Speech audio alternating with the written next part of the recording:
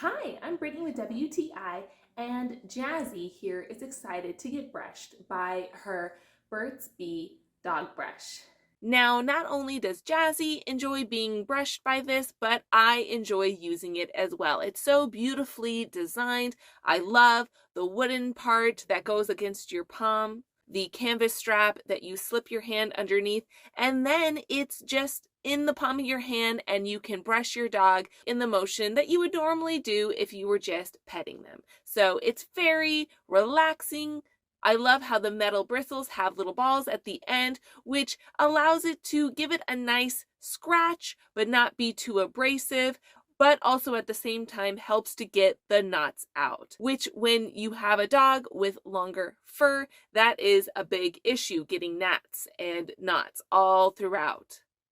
I think it's important to be able to brush your dog and not have the added stress on them to endure getting all their knots out. You want it to be enjoyable for you and for them also.